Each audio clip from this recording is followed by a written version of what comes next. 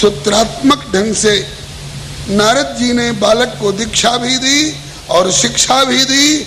हमारा जीवन ऐसे सांचे में ढला हुआ हो, हमारी सभी तरह से बिगड़ी बन जाएगी। बस आज नारद जी जैसे संत ने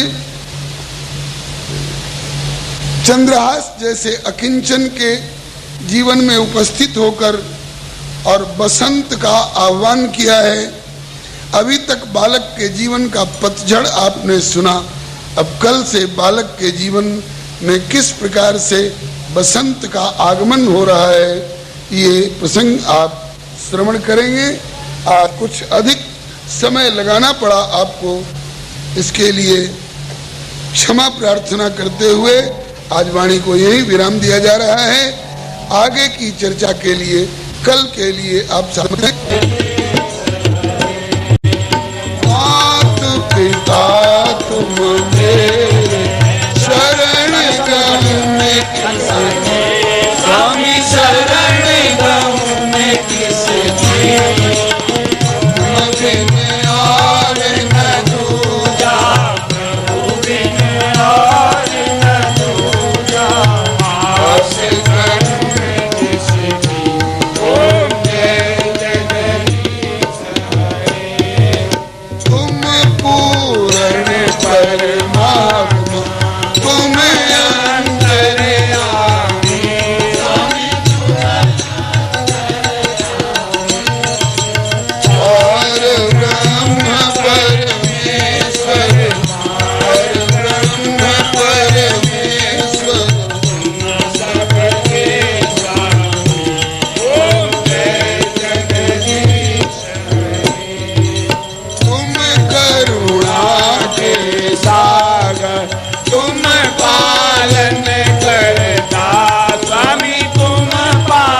विश्वसर्ग विसर्गादि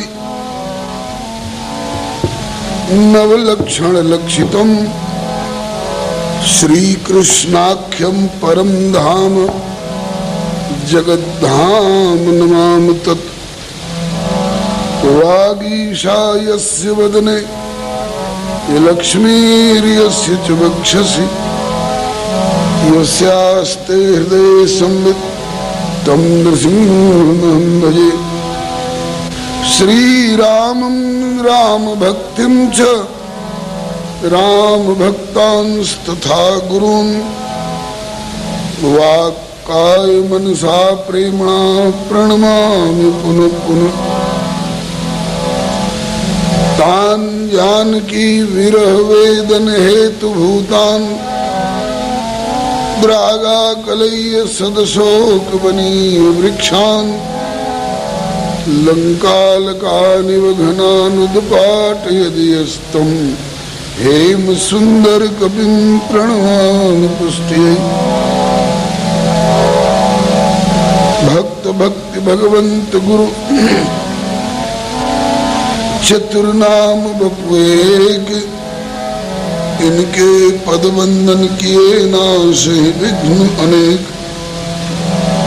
मंगल आदि विचार रही वस्तु न और अनूप, हरिजन को यश गावते श्री हरिजन मंगल रूप। सब संतन मिल निर्णय कियो, मति श्रुति पुराण इतिहास। भजबे को दोई सुभर कह हरिदास। श्री गुरु अग्रदेव आज्ञा दई कि भक्तन को यश गाय। भवसागर के तरन को नाहिन और उपाय। बार बार वंदन करो श्री नाभा आभा ऐन। काढ़्यो गाभा वेद को श्री भक्तमाल रसदैन। श्री हरिजू भले विराजिए कथा सुनो इतिहास। तुम श्रोता या भक्तमाल के तुम पद रज मम आस। तुम पीछे जो और हो श्रोता हैं रस खान। तिनके सकल मनोरथ पुरबहु श्री भगवान। श्री गिरिजापति गिरिजा गणेश से शारद श्रुति व्यास वाल्मीकि पद पंकज नित ध्यान में। द्वादश भागवताचार्य चतुः संप्रदायाचार्य श्री शंकर आचार्य को सपरिकर मनाऊं मैं। तुलसी कबीर सूर नाभा प्रियादास मीरा श्री नानक चैतन्य जू को अनुगत रहा हूँ मैं। बीजे वर सब मिल मोहि मन बच क्रम छल तज नित परिकर स हरि हरि यश भरी भरी गाँव में। जय जय गुरुदेव विश्वामित्र के प्रतीक राम तारक प्रदाता श्री चरित्र बंध्यारी की। जय जय गुरुदेव भक्तमाल के स्वरूप सानुकूल सर्वभांति सदा सब ही सुखारी की। जय जय गुरुदेव वासवंशी वट यमुना तट उत्कट आदर्श संत सेवा व्रतधारी की। जय जय गुरुदेव फलाहारी राम लीलावृति आचार्य व्यास सर्व संत रूपधारी की। बोलिए प्रेम से श्री भक्ति भक्त भगवान की जय। श्री गुरुदेव भगवान की जय। श्री आचार्य चरण की जय। श्री भगवान नाम संकीर्तन की जय। राम रसिया श्री हनुमंत लाल की जय। श्री गौरी शंकर भगवान की जय। श्री सनातन धर्म की जय। श्री गौ माता की जय। श्री भारत माता की जय। अपने अपने श्री गुरु गोविंद की जय। श्री सर्व संत वैष्णव भगवान की जय। सीताराम जय सीताराम। सीताराम जय सीताराम।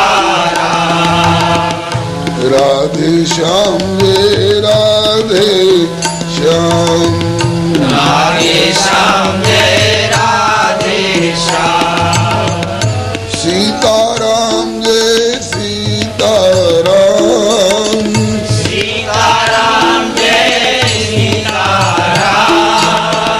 राधे श्याम जय राधे श्याम।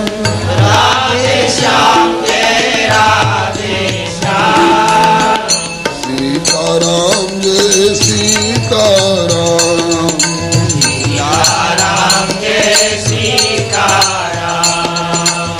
राधे श्याम जय राधे श्याम। राधे श्याम जय राधे श्याम। सीताराम जय सीताराम। सीताराम जय सीताराम। राधे श्याम जय राधे श्याम। राधे श्याम जय राधे सीताराम जय सीताराम। सीताराम जय सीताराम। राधे श्याम जय श्याम श्याम। राधे श्याम जय श्याम। श्री राम कृष्ण भगवान की जय। श्री अयोध्यानाथ की जय। श्री वृंदावन विहारी लाल की जय। श्री वैकुंठनाथ की जय। श्री प्रहलादपति की जय। श्री गौरी शंकर भगवान की जय। श्री हनुमंत लाल की जय। सपरिकर श्री भक्तमाल जी की जय। इनके रचयिता श्री नाभा स्वामी जी महाराज की जय। इनके गुरुदेव स्वामी श्री अग्रदास जी महाराज की जय। टीकाकार श्री प्रियादास जी महाराज की जय। इनके गुरुदेव स्वामी श्री मनोहर राय जी महाराज की जय। श्री छावनी गुरुवार भजन मंडल की जय। श्री सर्वसंत विष्णु भगवान की जय। श्री प्रभु कृपा से हम सब अतिशय भाग्यशाली हैं जो भारत भूमि में मानव शरीर प्राप्त कर सत्संग गोष्ठी में समवेत होकर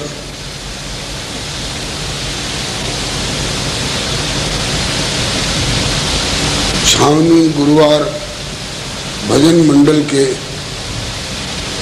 शताब्दी महोत्सव के उपलक्ष्य में समायोजित होने वाले इस कार्यक्रम में समवेत होकर भगवत भागवत यश गायन एवं श्रवण का अवसर प्राप्त कर रहे हैं। हम लोगों के सौभाग्य को देखकर देवता लोग प्राय तरसते हैं, क्योंकि देवलोक में विषय बाहुल्य भले खूब हो, किंतु सत्संग एवं भजन सत्संग का प्रायः अभाव सा ही रहता है देवलोक में। श्रीमद् भागवत महात्म्य में तो खुलकर कहा गया है कि स्वर्गे सत्ये च कैलासे वैकुंठे नास्त्ययं रसः अतः पिबन्तु सद्भाग्या मामा मुंचत करे। यह रस स्वर्ग में नहीं है, सत्यलोक में नहीं है जहाँ ब्रह्मा जी रहते हैं। यहाँ तक कह दिया कि वैकुंठे अपि अयम रसा नास्ति, वैकुंठ में भी यह रस नहीं है। अगर यह रस रहता तो ठाकुर जी क्यों कहते नारद जी से कि नाहम वसामि वैकुंठे योगिनाम हृदय न च, तब मद्भक्ता यत्र गायन्ति तत्र तिष्ठामि नारद। नारद बाबा पूछते हैं कि प्रभु आपकी खोज हो, आप कहाँ मिलेंगे? कुछ लोग पूछते हैं कि प्रभु निश्चित रूप से कहाँ मिलेंगे, तो उनको हम कौन सा ठिकाना बताएं? वैकुंठ? बोले हो सकता है वहां से कभी गायब रहूं। योगियों के हृदय में? बोले वहां से भी कभी गायब हो सकता हूं। तो कोई ठिकाना जहां आप अवश्य मिले? बोले कि मद्भक्ता यत्र गायन्ति, जहां मेरे भक्तजन जुटकर और मेरा अथवा मेरे भक्तों का गुणगान करते हैं, वहां मैं अवश्य रहता। तो हम लोगों को ऐसा बढ़िया ठिकाना मिला है जहां ठाकुर जी अवश्य रहते ही हैं। अब प्राप्त समय का सदुपयोग करने के लिए भक्त चरित्र के माध्यम से हम लोग कालक्षेप कर रहे हैं। भक्तमाल ग्रंथ नाभा स्वामी जी के द्वारा विरचित, जिसके दो भाग पूर्वार्ध उत्तरार्ध, पूर्वार्ध में से हम लोग भगवान के प्रियतम भक्तों का स्मरण कर रहे हैं।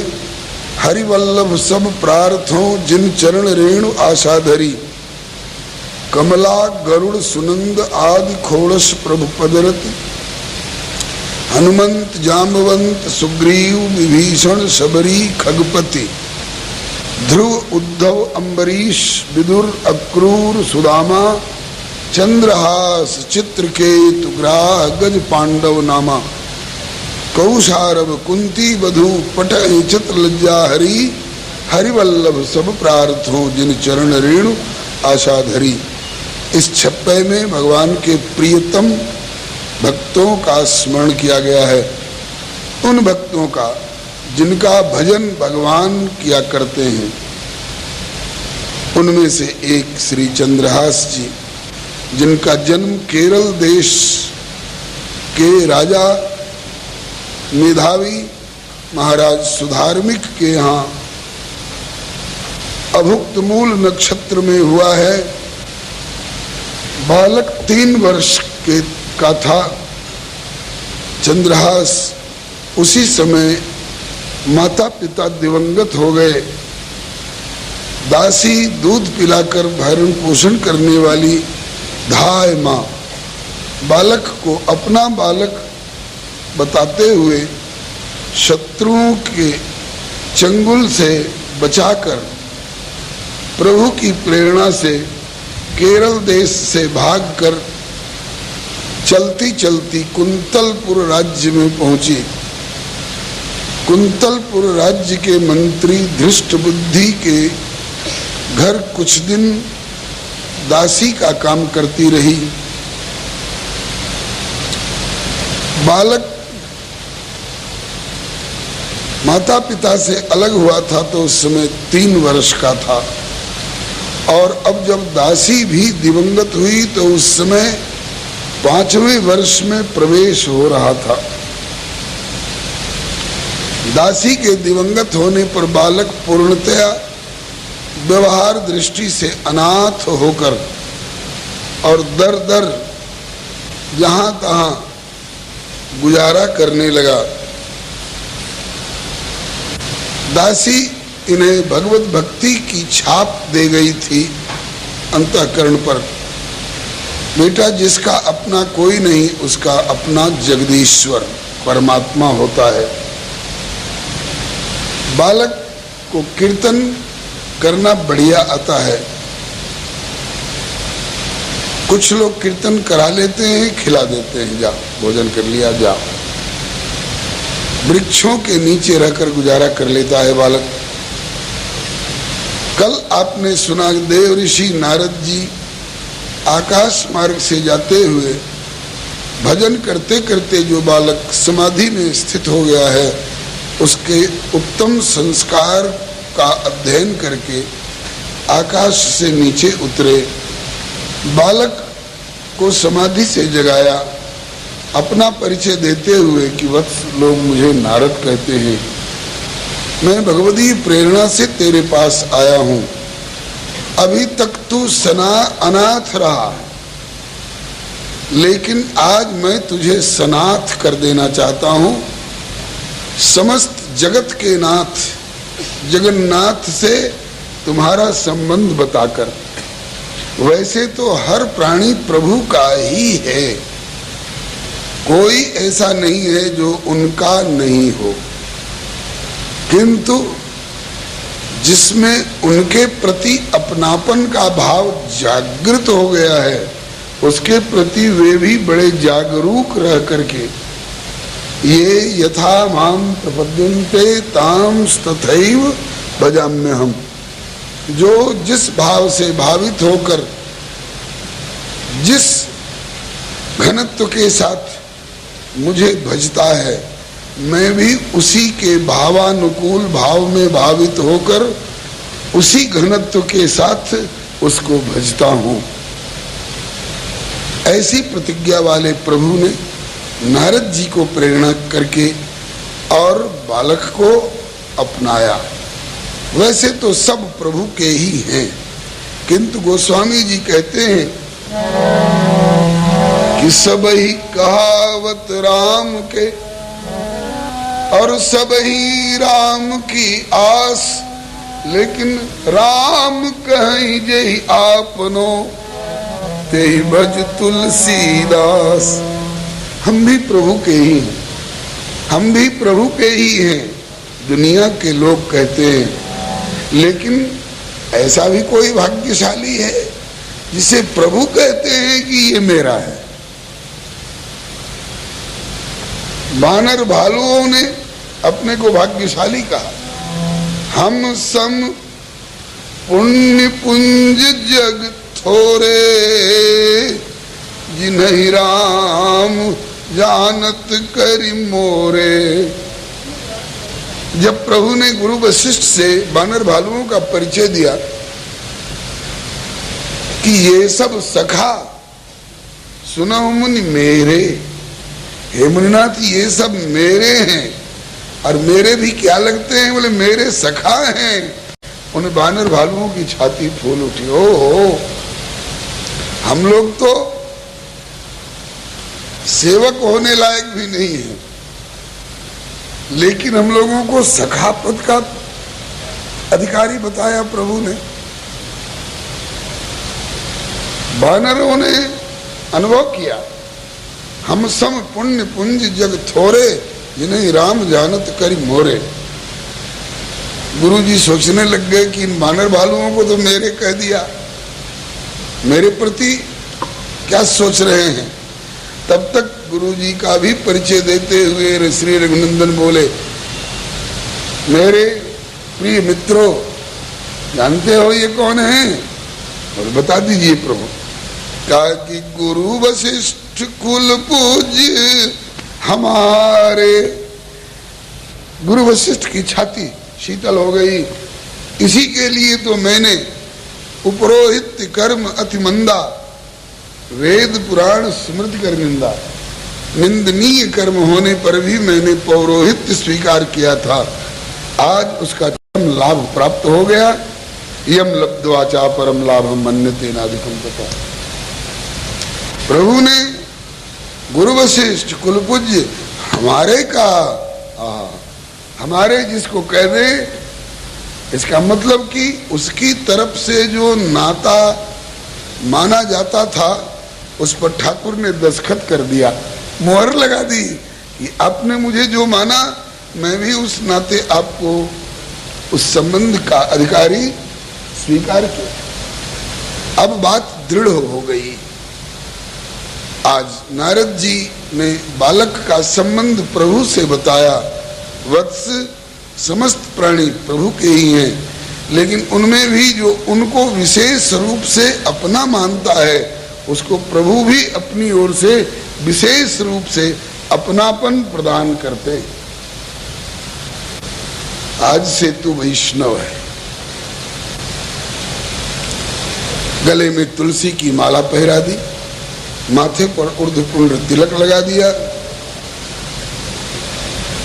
ये नारद बाबा की गुरु परंपरा है। इसी परंपरा में हमारे श्री सलेमाबाद वाले श्री श्री जी महाराज, उसी परंपरा में हमारे सेनी भैया भी, ये नारद बाबा की गुरुताई वाली परंपरा चलती आ रही है। तो श्री नारद जी ने बालक चंद्रहास को दीक्षा दी और शिक्षा दी। शिक्षा का पद कल आप लोगों को एक सुनाया गया था। भक्त वत्सल की सब विधि शरण ले रे प्राणी, तेरी बन जाएगी।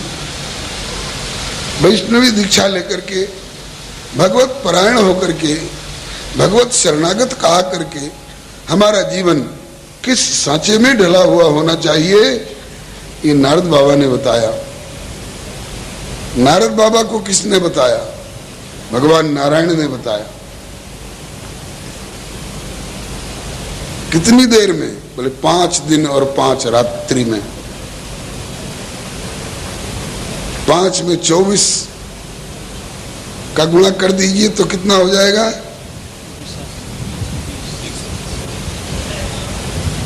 120। 120 घंटे में नारद बाबा को भगवान नारायण ने भागवत धर्म, वैष्णव धर्म की व्याख्या सुनाई।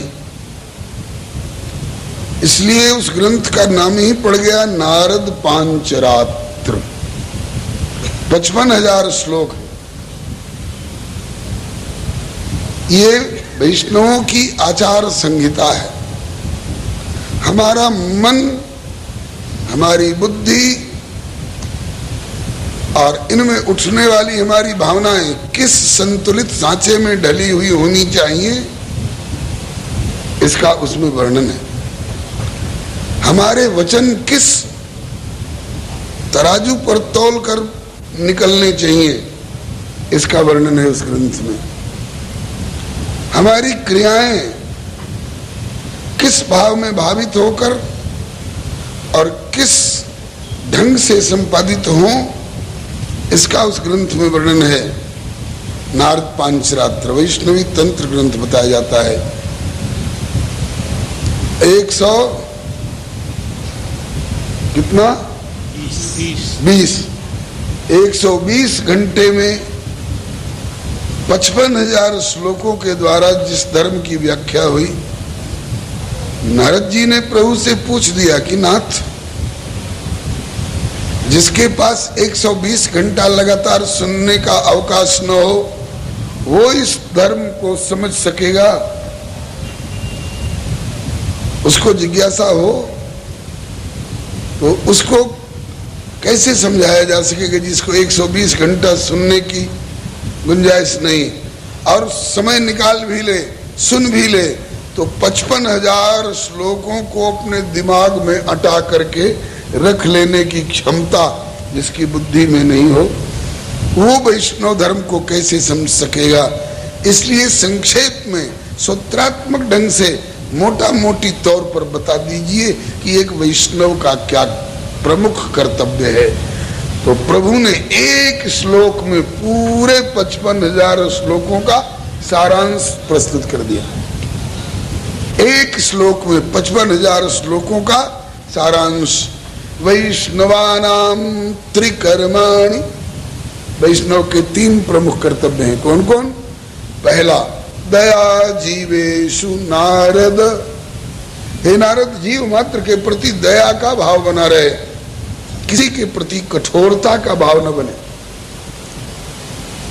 दूसरा, श्री गोविंदे पराभक्ति, गोविंद भगवान के प्रति भक्ति की सीमा, पराभक्ति।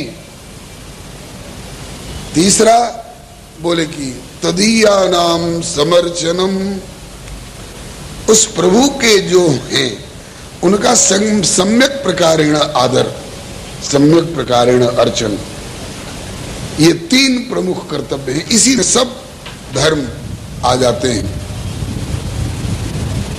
इसी श्लोक का भाव जब श्री चैतन्य महाप्रभु जी से श्री सनातन गोस्वामी जी ने वैष्णवता का कर्तव्य, धर्म निरूपण कराने की इच्छा व्यक्त की,